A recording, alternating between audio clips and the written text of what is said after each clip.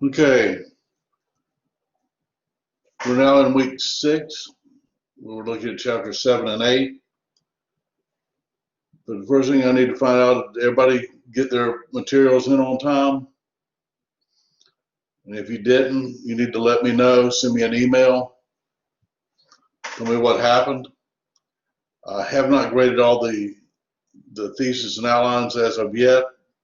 You will see a 0 grade until I have a chance to go through it and critique and write any commentary on it. Just keep an eye on your submission in the discussion forum. Once I've typed some suggestions or comments on your thread, your grade should be coming in pretty soon. So if you have any questions, just let me know, and we'll get it taken care of. I'm not going to be critical on the commentary.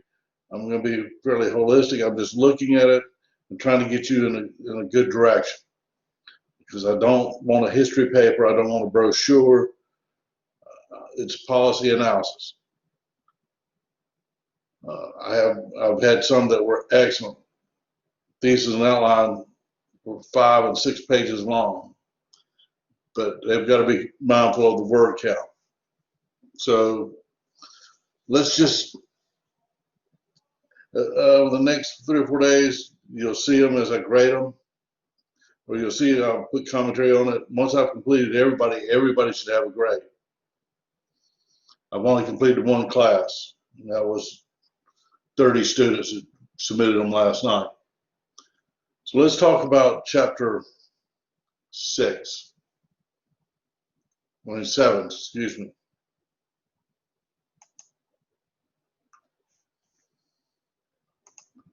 I'm going to share a screen with you. In chapter 6,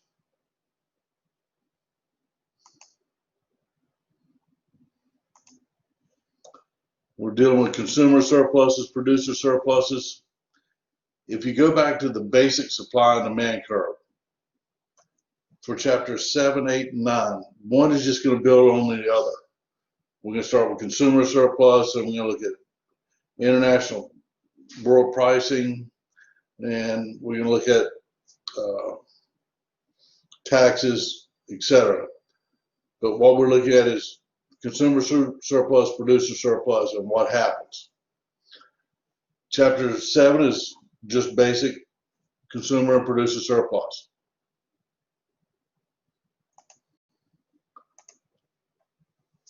They want to know what consumer surplus is, and this is something you should know by the time you get, let's see, what is consumer surplus, how is it related to demand curve, and what is the producer surplus, and how is it related to supply curve. And they're going to take us through step by step how to determine surpluses, if we want to do it algebraically or mathematically. Do markets produce desired allocation of resources?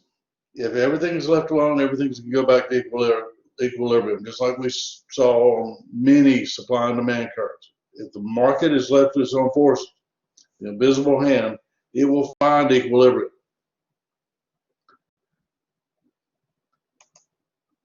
So when we look at welfare economics, we're looking at the allocation of resources, how much of each good is produced, which producers produce it, and which consumers consume it. And the welfare economics is studied the allocation of resources to generate the greatest economic well-being. We may be a shoemaker, and we can make 1,000 shoes a day, or we can make 1 custom shoe a day. If we make the 1 custom shoe a day and nobody wants it, nobody's better off. I'm not better off. It's now produced a good that nobody wants. I have to hold it in inventory, and I wasted my time, my skill, and my resources. So when we look at welfare economics, we can go back to the production possibility curve where we're not on the curve, but we produce at a level that consumer is willing to buy it and the producer is willing to sell it. So that's when we get to that equilibrium. We have a willingness to pay, which is the max that consumers are willing to pay for the good. And along that demand curve is how much they're willing to pay at that given quantity. We have consumer surplus, which is willingness to pay minus the price.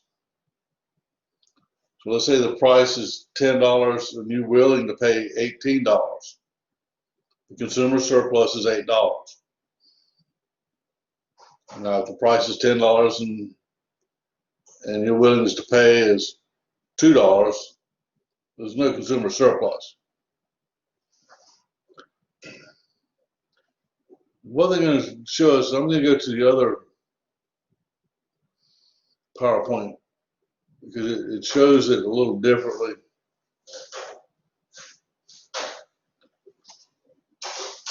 Here we have 4 buyers or possible buyers. We're looking at their willingness to pay. Taylor's willing to give $100 for the product, Carrie 80, Rihanna 70, and Gaga 50. So if we create a demand curve and we're just dealing with those 4 individual consumers, Taylor is willing to pay $100. Nobody's willing to pay greater than $100. So due to that fact, we're going to have a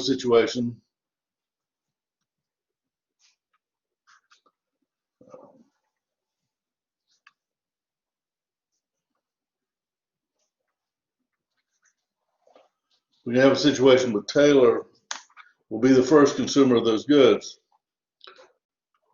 I'm going to find my point. Nobody's going to consume over this level. So that's 0. Now, Taylor's willing to pay 100, but Taylor's also willing to spend 81, 85, 89, 90, 91 dollars as well. So all of this is consumer surplus for Taylor. Now, Carrie's willing to buy the units between 70 and $80. So this is going to be Carrie's surplus, consumer surplus. But part of this is Taylor's. In fact, all of this, because Taylor was willing to pay 100, and if the price is 75, Taylor's benefit is $25, consumer surplus. Now, if the price is 75, Carrie's willingness to pay being 80, she has a $5 consumer surplus. And this continues as we go down this graph from each individual. If we look at the price of $50, Taylor's consumer surplus is 50, Carrie's is 30, and Rihanna's is 20. At 49, Gaga's consumer surplus is $1.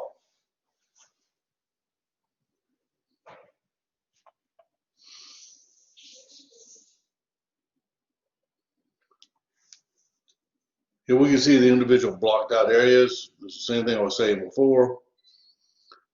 This is all consumer surplus for Taylor.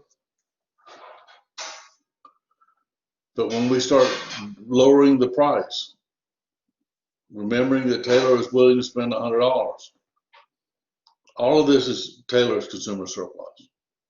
But only this part here is Carrie's. So if we look at this graphically, and let's say this is the price of the good. Let's say this is $50. And here is the $100. All of this would be consumer surplus. Now, we're not identifying it with Taylor or anyone else, but this is consumer surplus. Now, if the price were to be reduced, this will be our initial consumer surplus. This is the price we would pay initially, but then when there's a reduction in the price, this is all consumer surplus for the individuals from C to A. The individuals from C to F only entered the marketplace because of the price reduction. So the only consumer surplus they will be receiving is this area right here, C, E, and F. B, C, D, and E goes to the initial customers. This curve, our demand curve, tells us what we're willing to pay. Tells the business what we're willing to pay. We're always going to see some individuals willing to pay more than others, either through their perception of quality or just their desire to consume. But we have others that don't consider it as necessary, or so they're not going to purchase until the price is reduced. Now, just like we talked about with the consumer, that demand curve represents the willingness to pay. When we go to the producers, it's their willingness to sell. They know what their cost is to produce the goods. If they could produce the product for $100 and they can sell it for $100 and a zero profit, they're going to do it, with anticipations of reducing the cost at some point or increasing revenues at another. So if we look at this, now we have a positive slope versus the negative slope we saw with the demand curve. The roles are reversed. So at $500 or $4.99, nobody's willing to produce this product less than $500. Because Andy's cost is $100 and he's willing to sell it $100. I mean, his cost is $500 and he's willing to sell it $500. Now, if the price goes up to $600, Andy's producer surplus is going to be $100. The difference between what they were willing to sell it for, the initial price of $500, and the new price is $600. Pablo enters the work, the supply chain then. Pablo says, well, my cost is $600, so I'm not going to sell it for less than $600, but I will sell it for $600 and above. Because if you're using proper accounting practices, even at a zero profit, everybody's getting paid and the lights and the power and air conditioning is still on. So Pablo's willing to produce at 600. That's their cost. Now, as that price goes up, Pablo's producer surplus increases up to 800, but Andy's goes from 500 to 800. So that'll be a $300 shift of producer surplus. Then we have the last individual that enters the marketplace, and that's Vincent. And Vincent is not going to make anything for less than $900. And we have to assume that that's Vincent's cost. It may be regional, it may be they pay our way, I don't know. But when we look at companies and when they move around and relocate for ways to reduce their costs, we can see what advantage they would get. Because if Vincent was here and he was in a location where they raised the minimum wage to $20 an hour, he may be forced to move to another region where the minimum wage is at 10. Now his cost is going down, and he can enter the marketplace at a earlier time period or at a lower cost. So we see the shaded areas just like we saw with the other, except it's in the opposite direction. We can see Andy's producer surplus, then we add in Pablo's, et cetera, et cetera.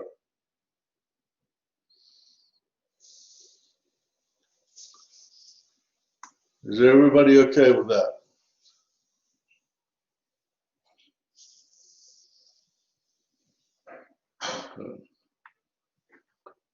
I want to get it to where I can.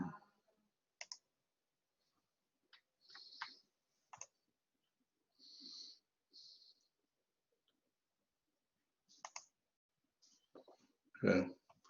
Any questions on that? I'm going to bring it up so we can see the chat room. So just like we saw before, we have producer surplus, which is the area down here at the bottom.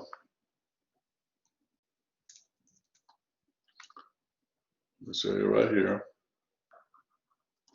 And if the price goes up, when we see it here, now the initial producer surplus goes up, they're going to have a greater producer surplus because if they were willing to come in today, they capture all of the surplus from D to A. This curve is the willingness to sell. And that's where their cost and the price are the same. The individuals from here to here are new suppliers that are entering the market because of that increase in pricing. So these are new producers of goods. Just like we saw with the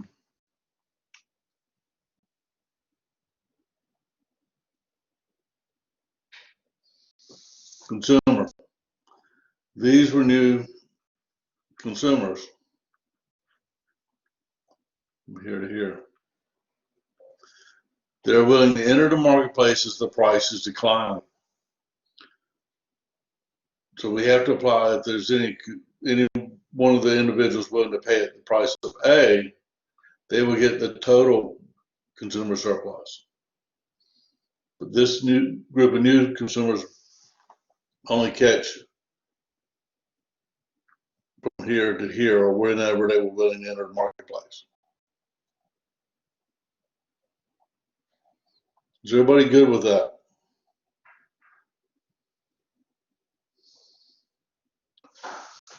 We always end up going back to the supply and demand curve. And there's our equilibrium right there. Very simply put, if the price here, anything below that is going to be producer surplus. Above it's going to be consumer surplus. Because above it, look at the curve we're dealing with. We're dealing with this demand curve, or the willingness to purchase. Down here, we're dealing with the willingness to sell. And this is the supply curve we're dealing with. So we can see that no sellers are going to come in at this level, but we have additional sellers all the way up to the equilibrium. And at this point, the producers can sell all they produce at that price level, the quantity they can produce at that price level, and the consumer will get all they want at that price level, not below. And the consumers are not going to purchase the goods if the price is above the equilibrium. So we either end up with a surplus or a shortage, like we saw in chapter 5 and 6. We looked at price controls and taxes. So everything is based on this basic curve, supply and demand. There's a supply curve first. We talked about that somewhat in earlier chapters when we looked at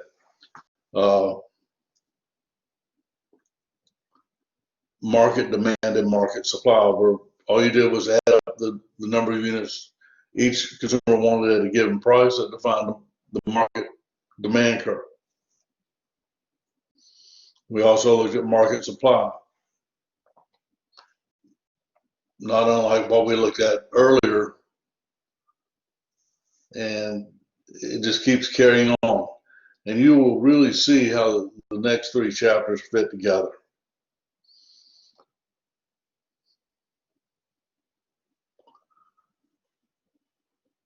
The efficiency of the equilibrium.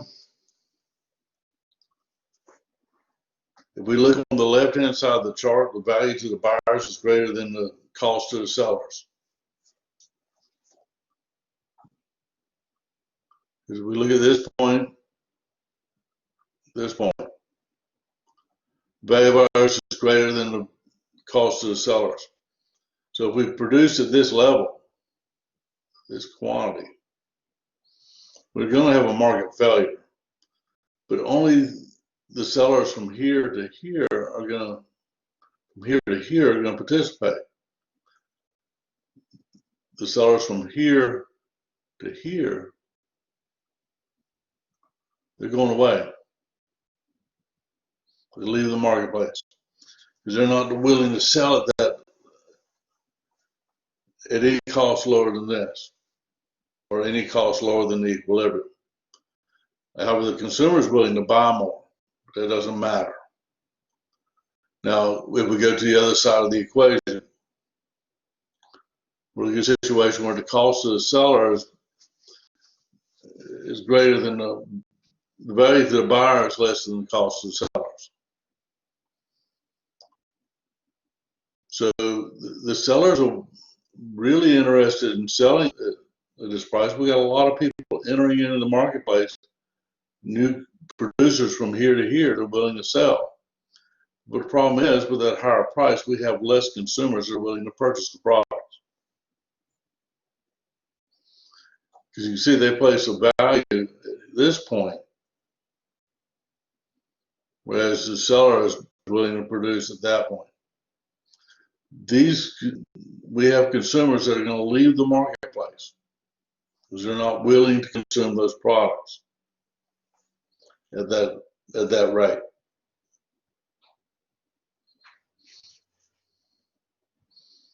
Well, if we go back to the willingness to pay, they give us another example.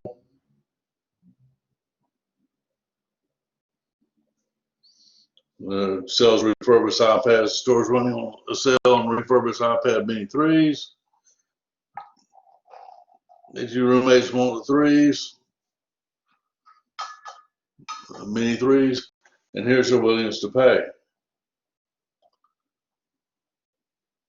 We have Fatima that's willing to spend $300. Alexis is $250. Cameron is $175, and Jameer is $125. Now, if we set up just like we did the one we'll set up in the other exercise, nobody wants it at $301. Nobody. Between 251 and 300, Fatima wants one, and you can see how their names just keep adding up. Because just because the price goes down doesn't mean that Fatima is still wanting to pay $300. If they can buy it at $176, they'll do it.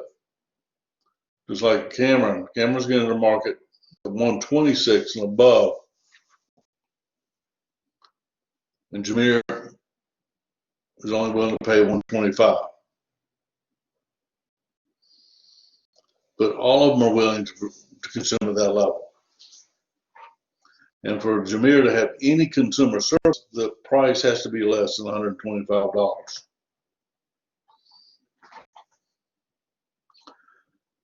They have it set up in a step graph. All they're doing is applying these data points, P and Q and D. At a price of 301 and up, nobody wants anything. It's a very easy point to mark. It's right here.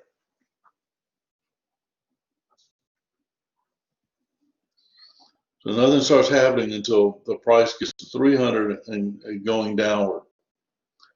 We see each individual entering the marketplace. at whatever price or the willingness to pay. We can see that Jameer doesn't want it unless they can get it dirt cheap.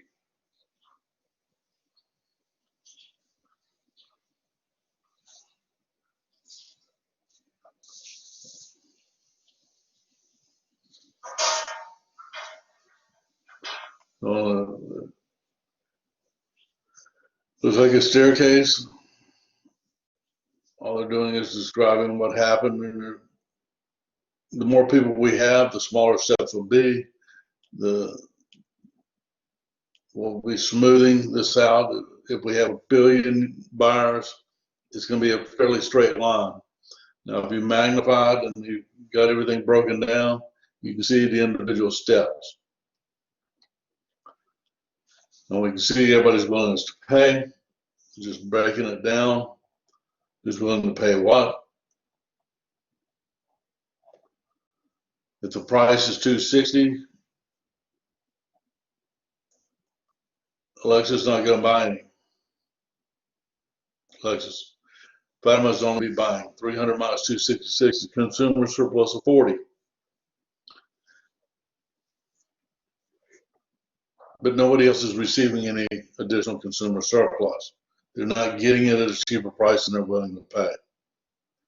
Now, if the price were lowered, and here they go through that step, we can see we don't reach that point where Alexa's going to enter the marketplace. So only Fatima has a willingness to pay at in this price range. Now, when Alexis enters the marketplace, let's say the price is $220, Fatima is going to have a consumer surplus of 80, and Alexis is going to be 30, because this is going to be $220 minus $250. That's $30. That's Alexis's willingness to pay in her consumer surplus.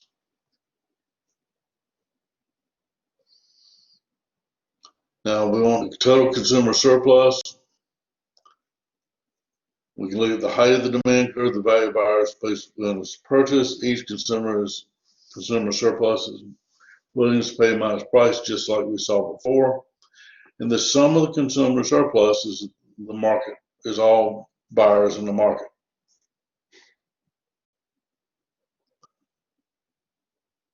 So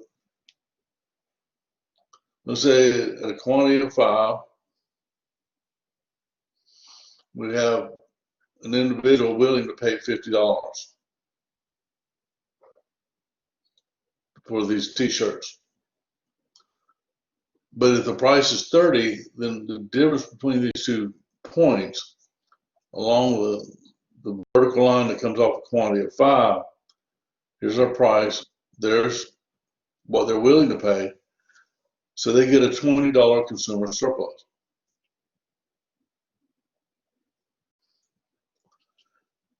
Now, if they're willing to pay 60, this whole area represents consumer surplus.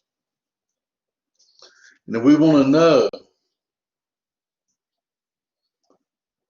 the area within a triangle is 1/2 times base times height. So if we look at this, we want to see the surplus on these t-shirts. The height is 60 minus 30. The base or length is 15. So 15 times 30 divided by half is going to be 225. That is our consumer surplus for this product. If the price is 30, if the price changes, the consumer surplus changes. If the price drops to 20, now we're looking at a height of 40 and a base of 20. So 40 times 20 divided by 2, by 1/2, multiplied by 1/2. You will have to do this in your homework. You'll see some of these on the test. Don't try to make them more difficult than they really are. Just pay attention to what the person is willing to pay, because if we go to the previous graph, we'll see the individual's willingness to pay is only 50. So that could affect the amount of consumer surplus we see in this marketplace. Okay? Because it's going to be 20 times the distance, the base. So if the price rises to 40, if the price goes up to 40, now it's 20 on the height, 10 on the quantity, the base is 10, so 20 times 10 times 1/2 will give us our total consumer surplus. And we see that over here. Now, the consumer surplus falls because we used to have consumers willing to buy at this point right here. But when the price goes up, these individuals in the marketplace, they're no longer willing to pay that price. We could be talking about apples or nuclear power plants or jet engines. As that price goes up, we'll see a shifting or movement of this demand curve along the demand curve as people exit the markets.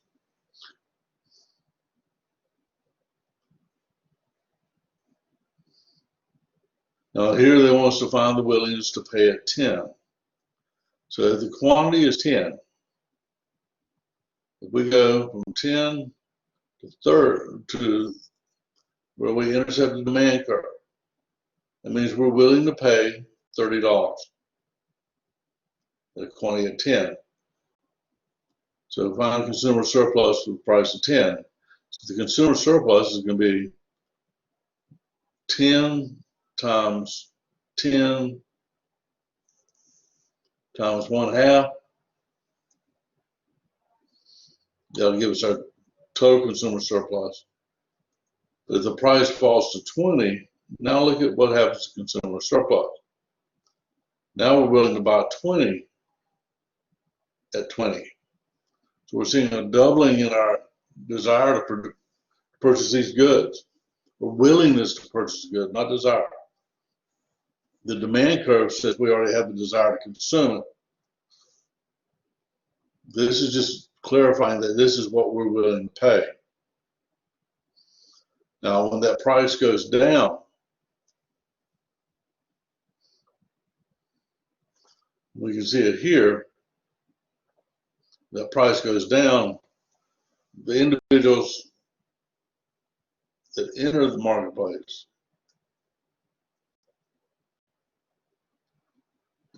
here, as the price goes down, these are all new.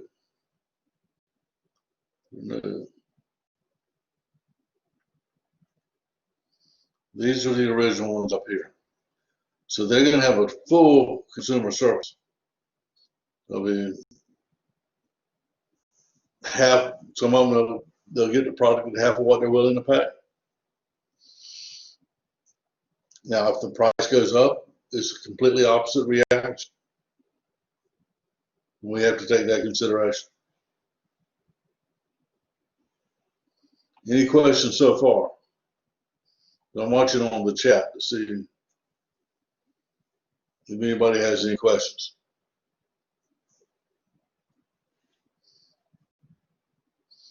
Okay, let's move on. As I said before, the producer surplus is what they're willing to sell it for, WTS. Now the cost is everything that it takes to produce the good, including opportunity costs, what they give up to produce that good over another good. So if one product was more profitable than the other, that's a loss that we have to add to that one product we're selling. The willingness to sell the lowest price accepted by the seller for one good or one unit of service.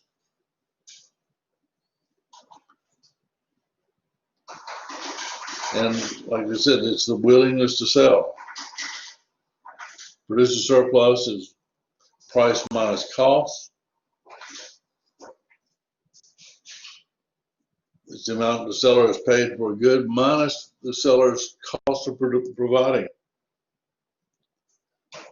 If you're not willing to pay the price that makes me profitable, I'm going to have to make something else. Because most entrepreneurs don't enter the workplace to lose money. If they were, they'd be called nonprofits. If I started up a clothing store or a gun store or a perfume store or whatever, just a regular little convenience store, I do it with the intent of making money. That has to always be my objective. And the way that you make money is you minimize your costs and you maximize your revenues. So the amount the sellers wouldn't pay minus the cost of providing it. Now I may enter the marketplace as a new competitor, and I may take a beating for a year and a half. I need to have that much capital available when I start the business.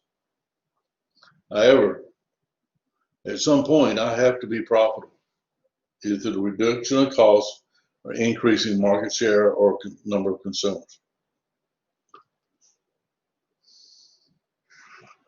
Here they show the cost and willingness to sell. You're a lucky owner of 3 properties with identical lawns that need mowing. 3 lawn care businesses in town that you can hire. The table shows their willingness to sell. Jen is willing to cut 1 yard between $10 and $19. Jada is willing to cut 2 yards between 20 and 34. Chris is not even going to come out and talk to you until you're willing to pay 35.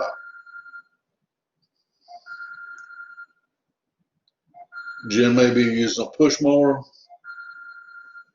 Jada's got an old riding lawnmower, maybe a weed eater.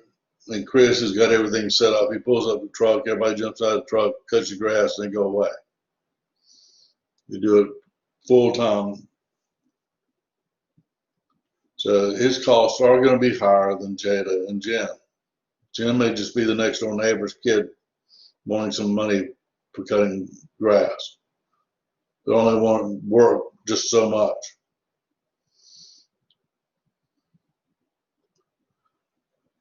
All of these represent the cost. Nobody's willing to sell their services for less than $10. Jen's willing to enter at 10, and we can see that progression as we move up in price. The quantity supplied will increase. If the price goes down, we'll see the opposite effect. Because if we're paying 30, Jen is willing to cut 2 yards to $10, $20 for both yards. So this is all producer surplus here for Jen. Jada's producer surplus is represented here. Between 30 and, well, actually, whatever the price may be. If the price is 30, it'd be 10. That'd be their producer surplus.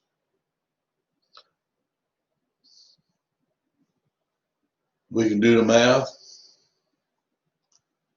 If the price is 25, Jen's producer surplus is 25 minus 10.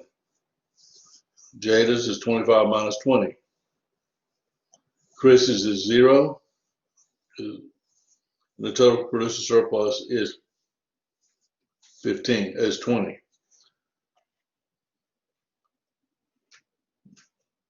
We can see that all we did was add Jen's producer surplus with Jada's producer surplus, and that gives us 20.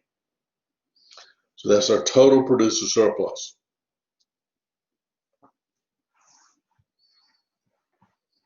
Okay.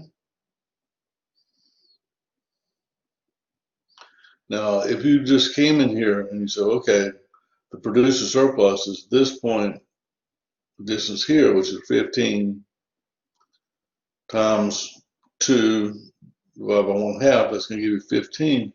It's not correct, because if we're dealing just a straight line or linear curve, we could say that.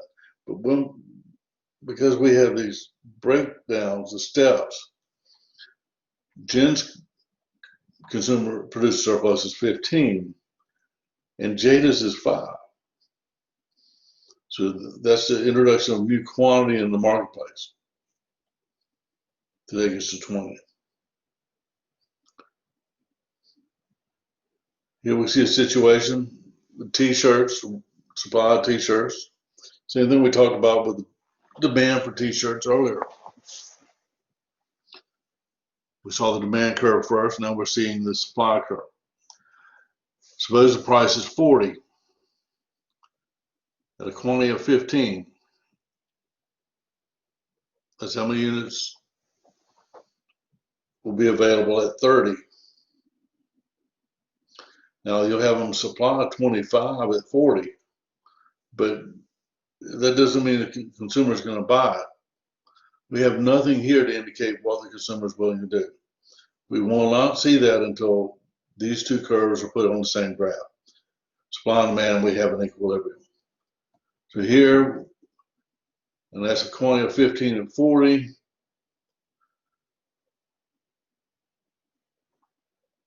And if the price goes down to 20, there was somebody entering here, they would have a producer surplus of 10 with the drop of that price on the t-shirts. If we're looking for the total producer surplus, it's the same thing we looked at before, half time base time height. The height is going to be the downward direction. It's going to be positive. So you could say absolute value if you wish. But we do have to look at this, and it's going to be 40 minus 25. It's going to give us 15.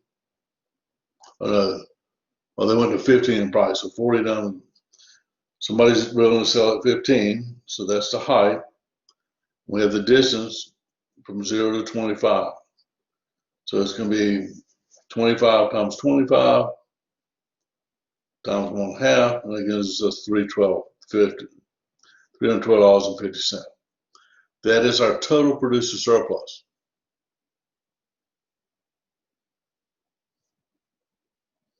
Any questions? Let's look and see what happens with the price change. The price falls to 30. So we go from the previous one, there's 40. We're going to 30. We see this reduction in the pricing. These are the suppliers that are leaving the marketplace.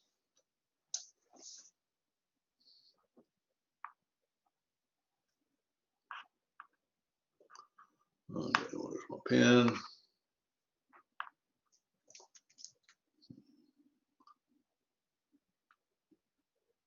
From here to here, the individuals that were willing to sell the good at 40 because their cost was 40, they're not willing to sell at 30. So these individuals, they leave the marketplace. They're gone. Okay?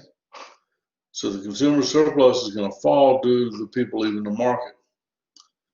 Now this is the fall because of the decrease in price. This is a fall because the producers left. The new consumer surplus, producer surplus, will be this area right here.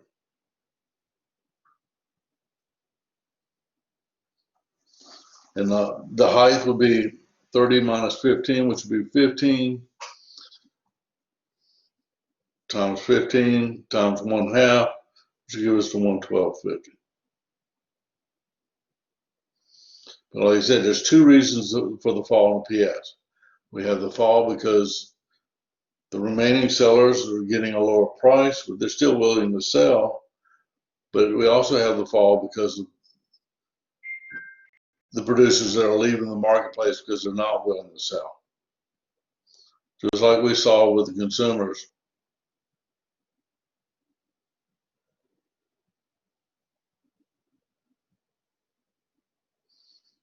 Same thing occurred. This loss is because the consumers have left the marketplace. This group of people is saying, no, thank you. Now, here the individuals are willing to pay that price, whether it's going or coming. If it's going up to 40, we have less people participating. But here we have, this can fall due to remaining buyers paying a higher price. These are the buyers who just go away.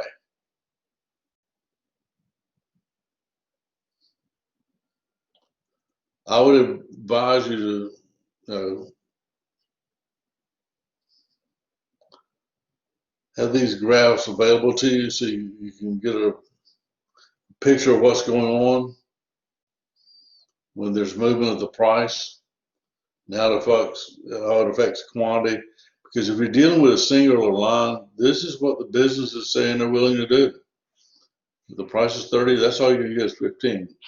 It's like with the consumer, same thing. If you set the price, it's going to go directly over to the demand curve and downward, and that'll give you the quantity that they demand.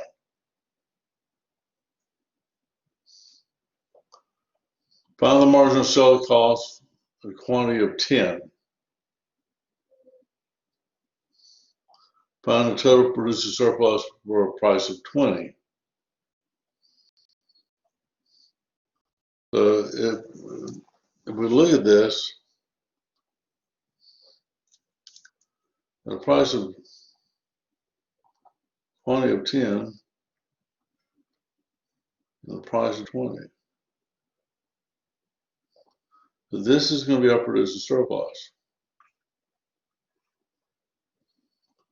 Now, if the price rises to 30, now we're no longer seeing 10, we're seeing 15 units. This goes down to here. So our producer surplus went from here to here. Now this area from this part right here, these are businesses that are new businesses entering the marketplace to fill that order, increase that quantity. They weren't willing to sell their goods at 20, but when the price got to 30, they're willing to sell.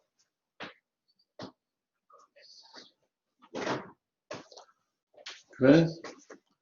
Now they'll sell 5 additional units, and they'll get a higher price for those 10 units. That's for the group, the initial group that is in the marketplace.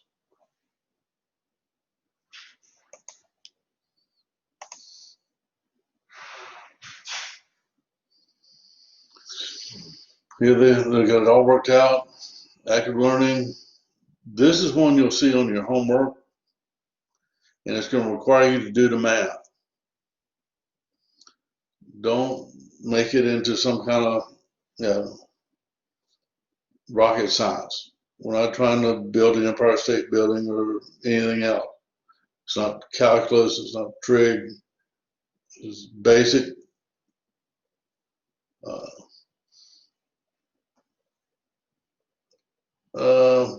just basic math, geometry, primarily we're dealing with shapes.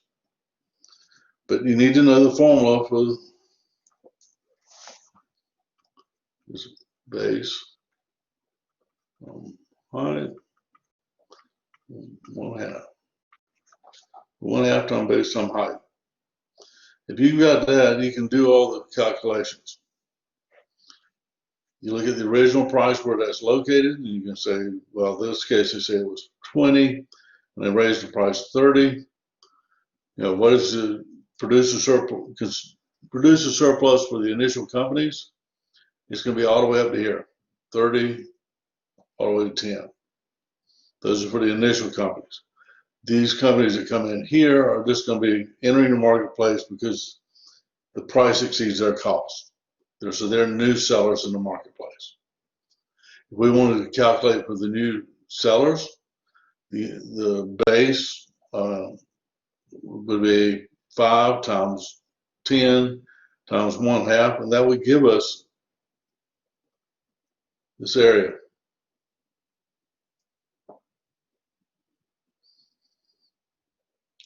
If you can remember, the area of a square, it's base times height. Rectangle, base times height. This is, if we double this, we'd have a square or a rectangle. So base times height times 1/2, and you will be fine. Don't make it any more difficult than it has to be.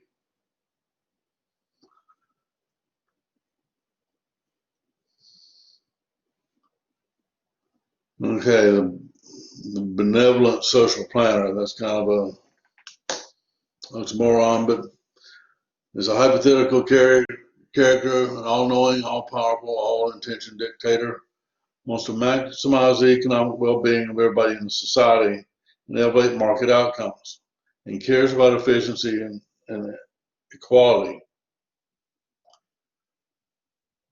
Now,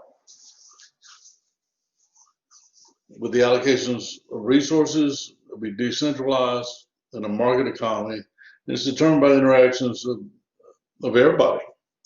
You, the consumer, you vote with your dollars, and the buyers of goods who manufacture secondary goods, they're voting with their dollars too, or they look at the quality of the product or so forth.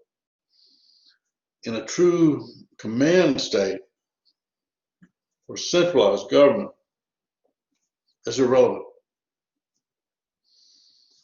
I looked at the tractor. Father and I bought a tractor right after the Soviet Union closed. It was made in, I forget which area of Russia it was built in. It was shipped over. It was air cooled because they couldn't run on water because of the temperatures. Or antifreeze wasn't even good enough. You look at the manufacturing process. Panels were just cut with oxyacetylene torches, and they had rough edges. They weren't clean and smooth like the John Deeres and all the other tractors that were purchased domestically or in any system that was decentralized. Their main concern was producing a tractor. It didn't have to be pretty. So the total surplus is a measure of society's well-being to consider that the market's allocation is efficient. That means if we have a basic supply and demand, we have equilibrium, and everybody's happy. There's no price controls, no forced consumptions or government control of goods to where only certain individuals can get them. The market will determine its path, and we can determine the consumer and producer surplus.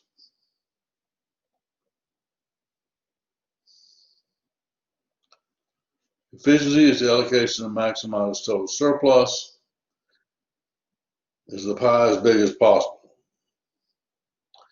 Now, efficiency, that's what we want to see. If there's a pie over here,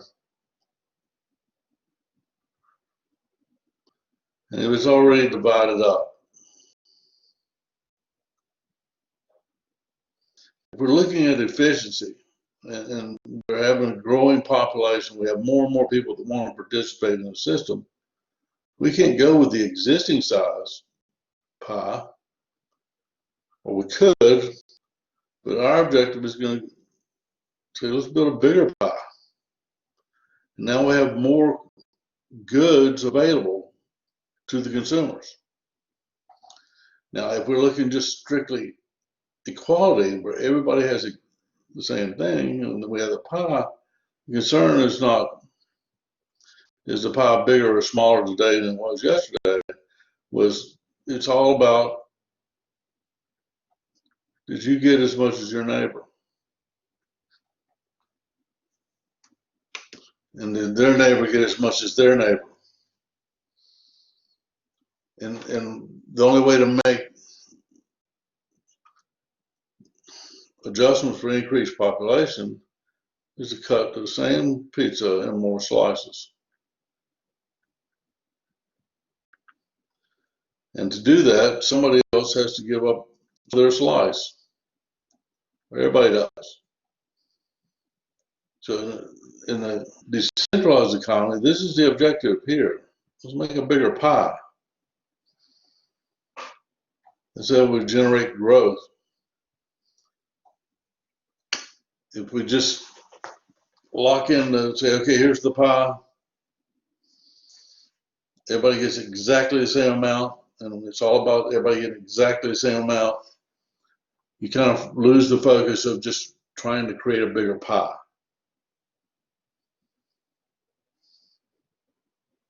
And usually the numbers diminish.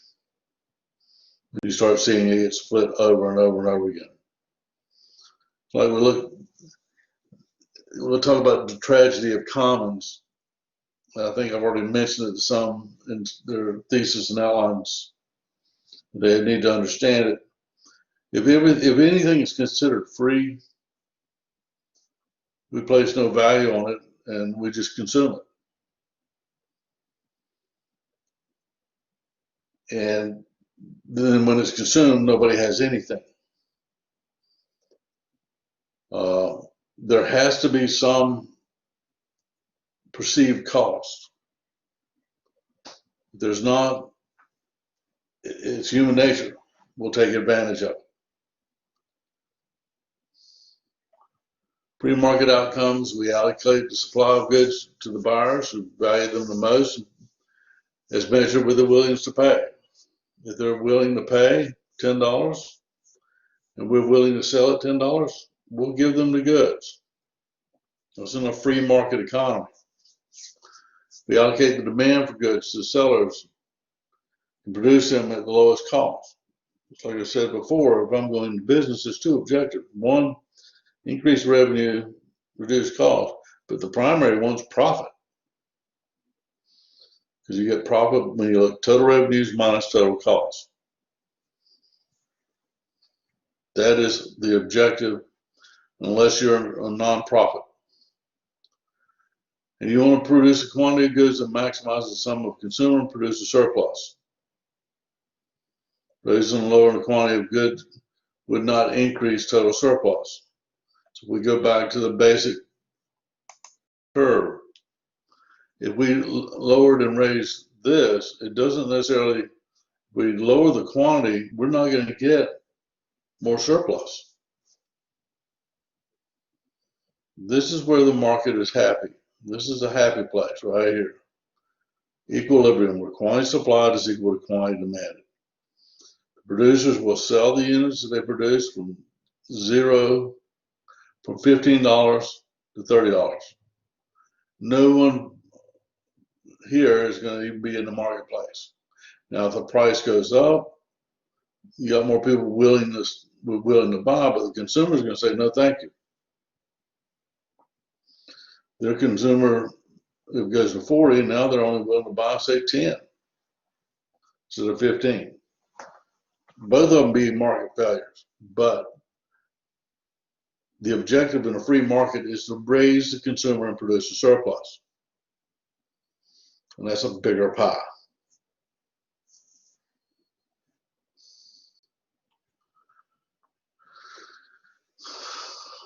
Every buyer whose willingness to purchase is greater than or equal to 30 will buy. All the ones that are not willing to buy 30 or below, they're not going to purchase any goods as long as that price goes down. Very simple. They're willing to buy, they are not. Well, I'll take it back. They're willing to buy, but only at a lower price, not at equilibrium price. Here we have suppliers. These are the ones that are the initial suppliers of the goods from 15 to 30. These are initial suppliers.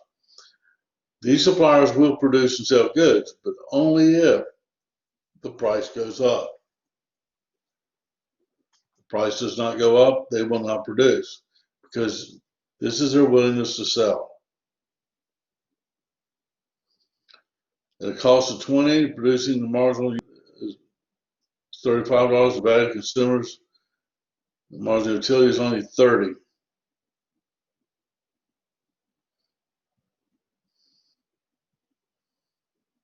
So at a quantity of 20,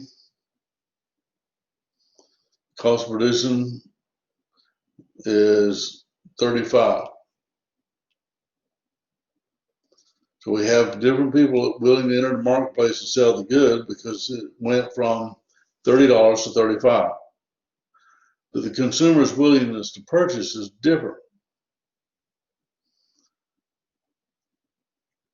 The value to the consumers of the marginal unit is only $20, because here's our demand curve. So like that short side domination, we can approach it different ways. But in this case, this is what the consumer is willing to do at that quantity and at that price. They're only going to buy 20 units.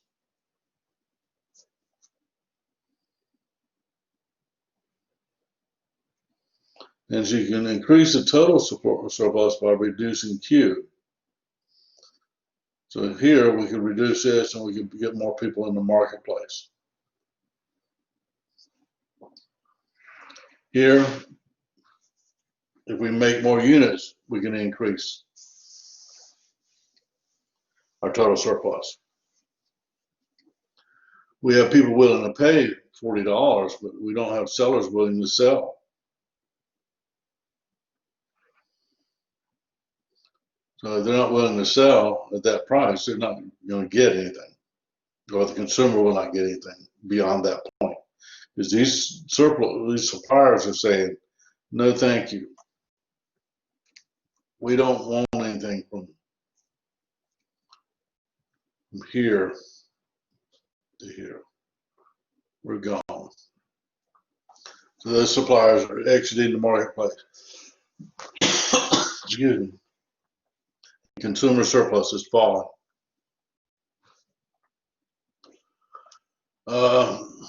There's the invisible hand, Adam Smith, father of modern economics.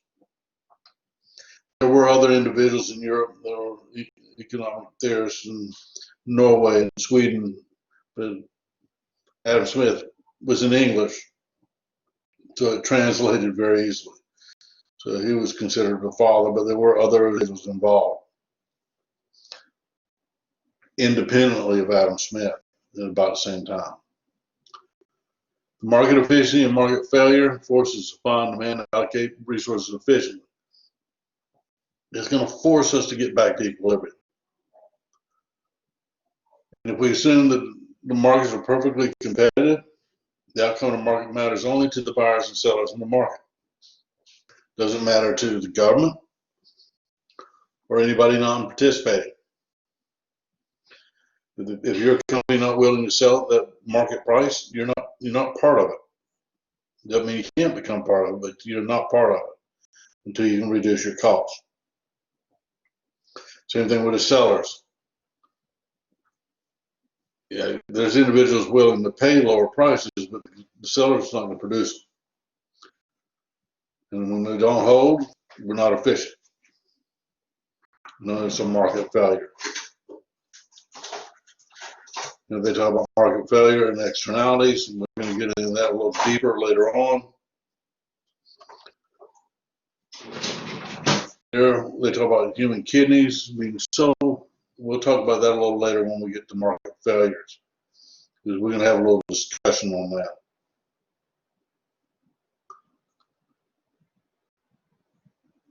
Here's the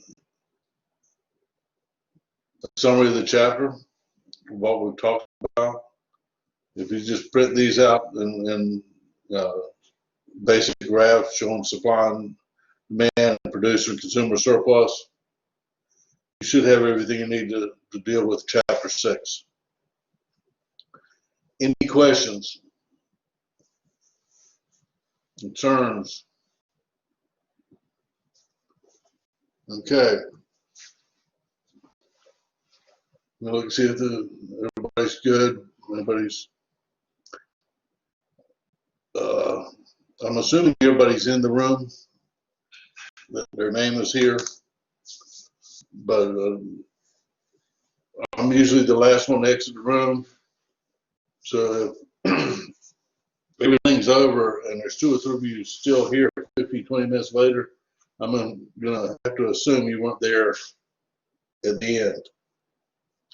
You just opened it up and walked away. So be careful with that. All right.